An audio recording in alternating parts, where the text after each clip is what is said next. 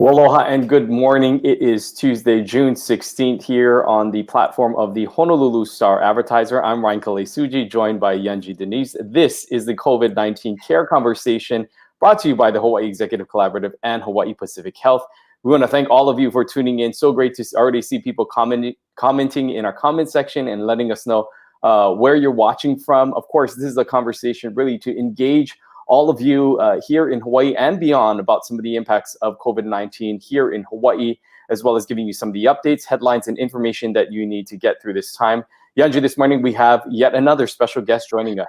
That's right. And I know some of you have some questions. Rebecca says, what does somebody from Central Pacific Bank have to do with COVID? You know, that is a great question. We have invited Paul Yonamine on today. He is the chairman and CEO of the Central Pacific Financial Corporation and the executive chairman of Central Pacific Bank. So what does CPB have to do with COVID? Well, Paul Yonamine is also a member of the Hawaii Executive Collaborative, which is a consortium of business and civic leaders working to make Hawaii a better place. And some of those members have been working on this concept of a travel bubble. So exploring what does that look like? You know, we've heard the governor and the lieutenant governor talk about mechanisms to start to open tourism in a very strategic way. One of the ideas is to create basically travel corridors, if you will, with countries with low infections rates, like South Korea, Japan, New Zealand, Australia.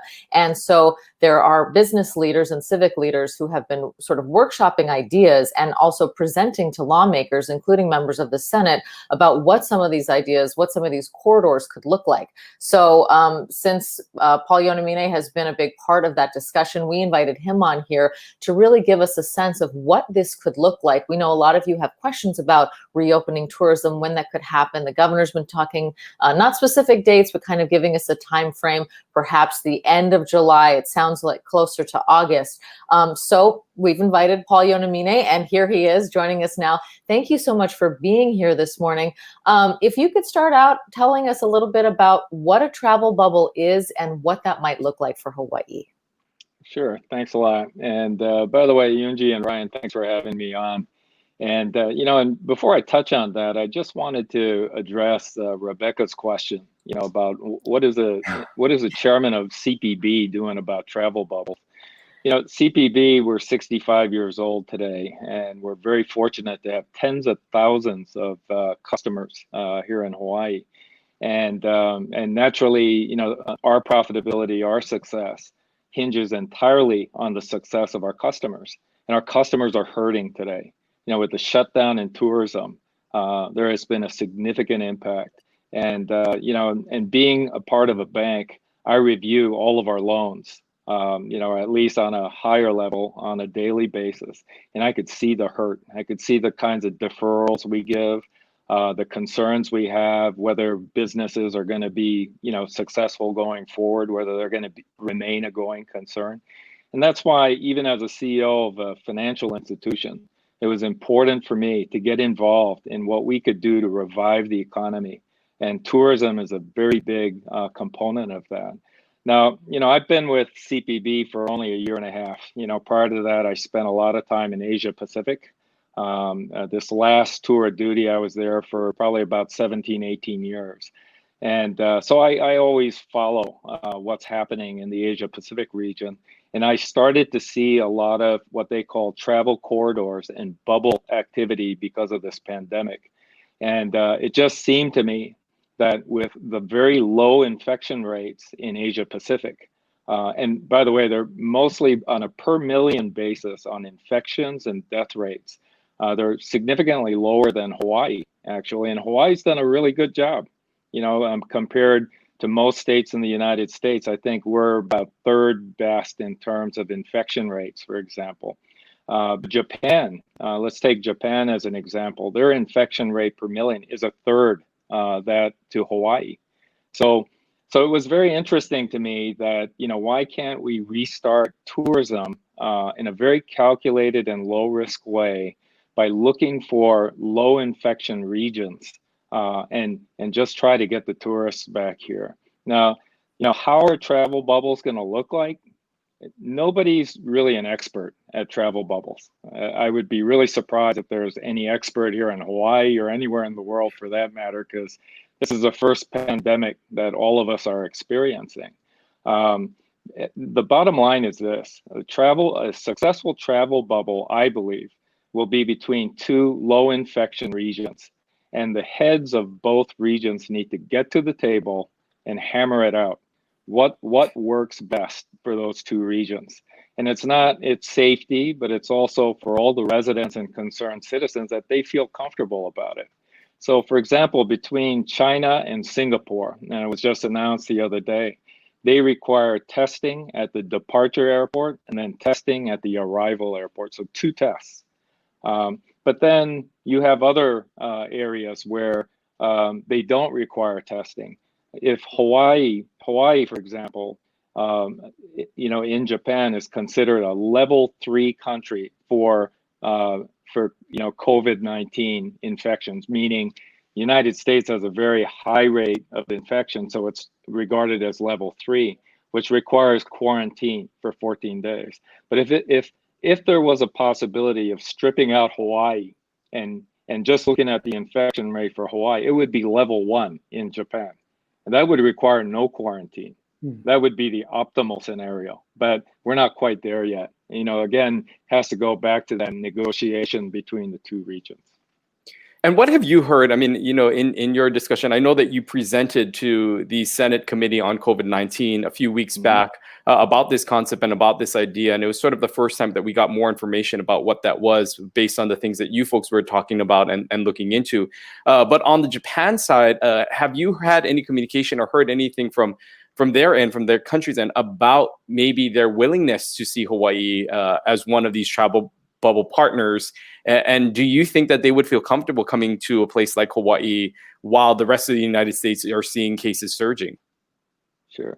So, we've been going through a number of different channels. One is through the Japan-Hawaii Travel Association here in Hawaii.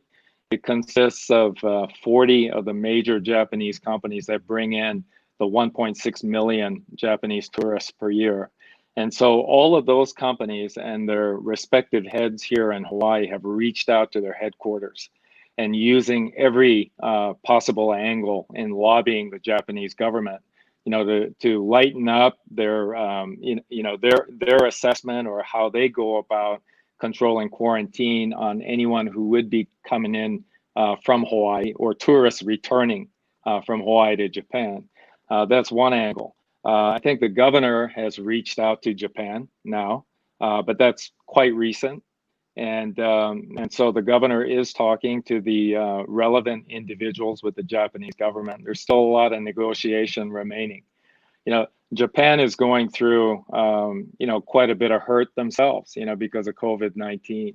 They want to make sure that there's more domestic travel so they can help the prefectures and help the hotels and the other travel related companies in Japan. So they're taking this very domestic approach, which concerns us because we'd like the Japanese to come back to Hawaii. So we've been working also on a very important communication campaign, letting the Japanese know that it's not safe for them to come now, but we're thinking of them and we've been sending them a lot of content. And shortly, we're going to be sending them information on some of the hygiene protocol. For example, like Hawaii Lodging and Tourism Association has put together some standards and protocol, and we're trying to show them that Hawaii's safe, right? There has been a lot of good, positive press in Japan about how safe Hawaii is, and how the governor acted on March 26th to do the quarantine. Mayor Caldwell doing the curfew, things of that nature. The Japanese were very impressed with that. And so they have this view that Hawaii is health and safe. Naturally, they hear about New York, they hear about the Midwest and some of the, the spiking and the spread of COVID there, but they do have a very positive image about Hawaii. Now, what's interesting about the Japanese, though, is that they don't want to come to Hawaii and infect anyone here. They're very selfless on that front. Mm-hmm. That's what makes them even better, tourist targets in my mind, right? But But I talked a lot about Japan. I'm not focused just on Japan. I'm focused on low infection regions with tourists that spend a lot of money here in Hawaii, because we have 150,000 unemployed, 23.5% unemployment rate. And that's what we're trying to address. And so, if I sound like I have a bias towards Japan, it's not, it's not just because I lived in Japan. But it is, I think, the most viable economic, start for Hawaii in the tourism area. Daphne Montanero has a comment. She says airlines and hotels need to be booked at least 80% to make money. So her concern is that this might not represent enough of a market to actually make folks actually start to make money. I think this is a case of not letting the perfect be the enemy of the good, right? Mm-hmm. But what if we did open up, let's say, to Japan or Australia or New Zealand, what kind of an economic impact could that make? What kind of a difference are we talking about? Sure. I think, if you go to bottom, just looking at the bottom line, of course, if you don't get enough capacity, whether it be on an airplane or even at the hotels, makes it very difficult for businesses, to operate that way. But that, we're not just talking about bottom line. I mean, in the long run, corporations are going to be looking at the bottom line, but this is about how to invest and restart the tourism industry, after a pandemic that we've never experienced before.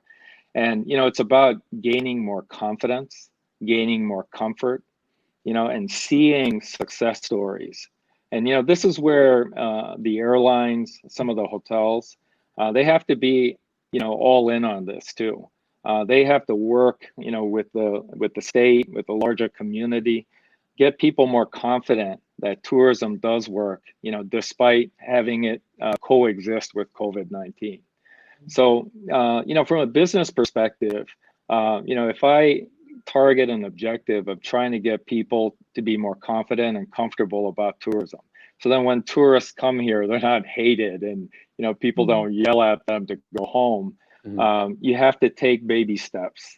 And that is part of the business strategy. And then hopefully, through successive success stories like that, we'll start building back capacity. One component, of course, is allowing these visitors to come to Hawaii through these travel bubbles to be able to help the economy. But additionally, it's also about allowing Hawaii residents potentially to go out and we've Absolutely. been sort of in this lockdown for a while, and there are many who would love to go to Japan. And do you think Sure. that sort of is an incentive maybe for these countries to promote the fact that Hawaii residents would like to travel that way, and additionally, realizing that Hawaii residents also have to go through this process to get back home and to come back to Hawaii? Well, when you're overseeing, a large country like Japan or Korea, fortunately for them, they have a very diversified economy. They're not, and for Hawaii, it's fundamentally tourism and defense. Japan has technology, manufacturing, a lot of agriculture, and a number of different industries. So, as the head determining, how to open up entry into one's country, they may not be feeling the compelling need or the sense of urgency as we do. Now, having said that, Japan is just, over the past several years, they've done extremely well in tourism. They went, I remember when I was there in 2011, we had 6 million tourists per annum. And last year in 2019, they had 40 million, right? Wow. And so they have some tourism issues to deal with themselves, but they've basically opted to just stop that. And they're relying on other, diversified industries, right? And they can still keep going. But there are many, prefectures and people who'd love to see, the tourists coming back, especially even from Hawaii. And as part of the travel bubble, the travel corridor concept, it has to be bilateral. So if they can come here, we could go there, and it has to work well in both directions. let's talk about time frame. I know you said that the governor and has reached out now perhaps to some counterparts in Japan, but realistically, how soon could something like this get up and running? I'd imagine that there's a lot of red tape that needs to be gone through. Right. Yunji, that's the toughest question to answer right now. I think the state has just initiated dialogue with Japan, and and the Japanese government is, and many of these other governments throughout Asia, maybe with the exception of a couple countries in Southeast Asia, they're not necessarily known to make fast decisions, and so there is concern there, and we're naturally approaching it from an economic view, from bilateral relationship view, but it's more of an emotional plea. Japanese love Hawaii. They have 2 million hula dancers in Japan, who are members in hula associations, and some good developments recently. A lot of companies are starting to do Hawaiian fairs in Japan because they know that people can't come to Hawaii. So down the road there might be a good export opportunity for us. But I think what's most important is that we engage with the respective regional heads, different countries or states, or what have you. Get into that dialogue and do what we're pretty good at is we got to sell Hawaii, and we have to convince them to open it up quickly. Yeah, we have a significant problem here, and again, that's why as a CEO of a financial institution, I'm involved in this, because otherwise I'm in the sidelines just seeing my customers get in worse financial condition. And this is the only thing I could do is to try and get involved, and give my 2 cents to the governor, give my 2 cents to these low infection regions, just trying to stimulate the economy this way. What has sort of, through this pandemic, obviously there are a lot of people struggling, but we're seeing a lot of good things happening as well. On your end, what has been the response to sort of maybe the collaboration that has happened with some of these executives from these companies? Because I imagine there's, you just mentioned about the impact that it's having for your customers. Other financial institutions are feeling the same way, other organizations as well.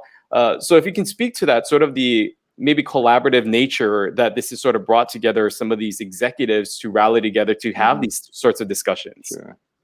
I've worked pretty much all over the world. I was very fortunate to be able to come back to Hawaii a year and a half ago. But there is no other place like Hawaii where not just people in the community, but even the private sector really come together. And my hat's off to Bob Harrison, Rich Wacker, Peter Ho, all my competitors in a way. But we work very closely together right now. And you don't see that too often, in other markets. Even at CPB, we had a team of over 200 working, 24 hours a day, 7 days a week, doing the Paycheck Protection Program. So we underwrote 7,500 loans, and it was a Herculean effort, and we're doing a lot of best practice sharing with the other banks. We're all working through the Hawaii Bankers Association. Just great collaboration there. We worked on Keep Hawaii Cooking, was something that Central Pacific Bank launched. But there are many other programs like that where we're trying to provide food and other necessary staple items. And again, we saw a lot of organizations coming together. So, to that end, I mean, that's one of the reasons why I came back to Hawaii. This is where I want to live and end up. But, we need to take it a couple steps further. Now I think is a time, not just for the private sector, but for the whole community, government to all come together and take a hard look at what are those key drivers for our economy. And why do we have 150,000 people who are out of jobs right now? And by the way, it's going to hurt a lot more come this fall, right? Right now, you have a lot of federal subsidies through the CARES Act. We have the PPP money. People got their stimulus check. They got their $600 additional benefits for their unemployment insurance. But all of that starts running out And unfortunately, unless we open up tourism again, my sense is September, October, it's going to really start hurting, and that's why we've been working on this with an extreme sense of urgency. Well, and to that point, Sylvie Berg says businesses are shutting down every day because no tourists. What is it really feels like, when you talked about the PPP money running out and we're kind of in this window that seems to be rapidly closing. If we don't act now, if we don't get these businesses back, what do you foresee for Hawaii, given, what you've seen among your customers and what you see for your competitors as well? Sure. Well, we have to do everything we can to avoid that. UNG, and that's why, I've been spending more time on these issues than banking business lately, to be quite honest with you. But, with a poor economy, an ailing economy, we can unfortunately look at mental health issues. It could be a lot of stress related issues. And unfortunately, if the past is any indication, there might be more crime as well. And so these are some of the really difficult trade-offs. On one hand, Hawaii's done a great job in containing COVID-19 with probably infections under 800. Very unfortunate, but 17 deaths, right? And there's probably roughly about 50 active cases today. But, when you look at that data, and, every life counts, but you have to look at it to the 150,000 people who don't have jobs today and what can happen as a result of that. And so, if you start thinking about worst case scenarios, I mean, there's no end to it. It's our job as senior executives in the private sector, and hopefully a lot of our elected officials in the public sector, we all need to step up and make sure that that doesn't happen, and one of the most important things, and that's why I like the travel bubble. I'm not an expert at this, but unfortunately, neither is anyone here. But it just seems to me common sense that we bring in people from a low infection region, and we make sure that, we have whatever protocols included to make it even safer for our residents, our workers, for the tourists. That could be fever screening, it could be a tracing system, it could be a number of things, a survey, before they even board a plane. And if we can bring in those tourists who have this propensity to spend a lot, which, the Japanese, for example, on the average, they spend 40% more than the West Coast visitor, right? So that's a good place to start.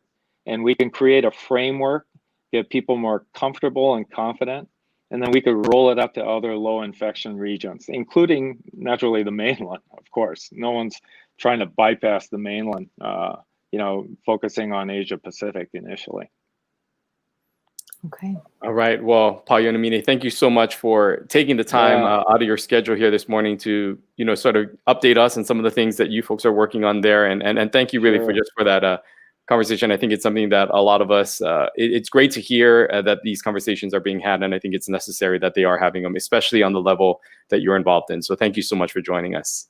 Oh, thank you. Appreciate it. Aloha. Thank you. Bye. Very interesting to hear, some tough realities that he's laying out, what he's seeing with his customers and the 150,000 plus people who are out of work right now in Hawaii. These travel bubble concepts, they sound great. And he's right. The countries that we're trying to establish these corridors with, they have other options, right? Japan doesn't necessarily need however many tens of thousands of Hawaii tourists, because really, how many people does that really represent for their bottom line? On the flip side, we absolutely need visitors from everywhere eventually, but hopefully from some of these low infection places first. So it does become an emotional ask as opposed to a practical ask. Yeah, and it's interesting to hear about how that process is going to have to take and how long that may potentially take, but also the partners involved in educating them, as he said, about how to be a tourist when you come here, about the safety protocols that are going to be put in place, the communication efforts and marketing tools that are going to be needed to advertise to these countries. Because, I got to imagine is if these travel corridors start up, it's not like people are going to jump on a plane immediately. It's going to take some time to educate people and let people know that Hawaii is safe and ready to go. And it may take a few months before we actually start seeing more and more people begin to use these corridors, so to speak, if they are established. So again, those are conversations that are happening. Also great to hear that they are working together with some of the other financial institutions and other people of that level to have these important conversations that are effectively working with state government, because it really is. I mean, it sounds cliche, but everybody has to really come together during these times. Absolutely. Ingrid Peterson says, we need more federal dollars. When is Ryan Schatz coming on the program? Well, Ingrid, you are in luck. He is joining us on Friday, and we will absolutely be asking him if there is another push for perhaps more PPP, perhaps another CARES Act, what kind of federal assistance is in the pipe, if any. So we'll be asking him that. And if you've got specific questions for Senator Schatz, put them in the comments, and also be sure to join us for him on Friday. That's right. And we also know that Tuesday in the past has been our unemployment segment, where we talk to Scott Murakami. Of course, Scott Murakami is taking some time off right now. So, but if you do have unemployment questions, please enter them in today's comments. We're going to be sending a few of them over to the Department of Labor and Industrial Relations to get some answers. So if you have some specific questions that you would like answered, please feel free to enter them in the comment section. We'll send those comments over, and we'll get to them tomorrow with whatever answers they provide us on the questions that you may have about unemployment. We would love to hear if some of you are still waiting, because we know that there are some people that are still having difficulties getting into the system. And so if that's you, and again, if you have any specific questions, please let us know. You know, Yunji, today is pretty a historic day, so to speak, in our quarantine life, as Neighbor Island travel opened up today. Yeah, we're happy to see that. The quarantine is lifted for travel between the islands. There you see the Hawaiian Airlines terminal over at Honolulu International Airport, the Daniel K. Inouye International Airport now. We're happy to see that. Now, if you are planning to travel inter-island, remember they will be taking your temperature. You will need to fill out some paperwork, and you can get that paperwork ahead of time. Fill it out before you get there. It takes about 3 minutes, but they do want everybody to build in a little bit of time. So, and they're encouraging you, of course, if you have sickness, if you are at all concerned about your own health, don't get on a plane, delay that trip. But good to see that that is starting to open up. And hopefully, you know, people getting to reunite with family. I know, Ryan, you and I both have family on the Big Island. And I'm sure our moms would love to see us.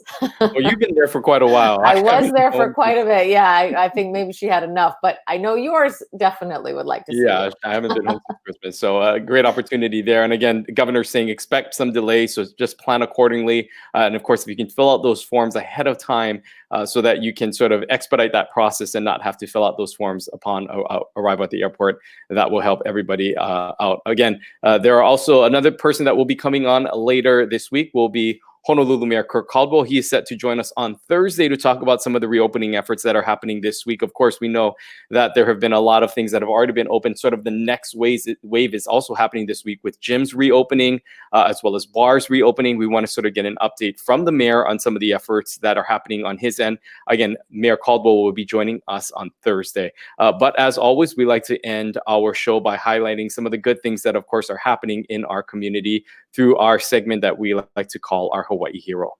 Yeah, our Hawaii Hero today is the Caregiver Foundation. They support people who are supporting others. They support caregivers and individuals needing care through a variety of services, including caregiver needs workshops, caregiver coordination services, and family caregiving planning. You know, this is very difficult for many families in regular times, making sure that grandma and grandpa or, you know, older relatives are cared for. It's a huge burden on every family that has to do it. And then you add the layer of COVID in there, and it just seems very, very difficult. So, you know, a lot of seniors have been isolated, and a lot of people who are in the process of caring for them have a lot of uncertainty about how much contact they should have and what they can do to, you know, maintain social distancing, but also make sure that those elderly relatives are getting the emotional and physical support that they need. So we mahalo the Caregiver Foundation. You can check out their website. It's right there. They are a Hawaii Community Foundation's Resilience Fund grantee, and we thank them for all of the wonderful work that they are doing for our community, for the elderly in our community, and of course for those who support them.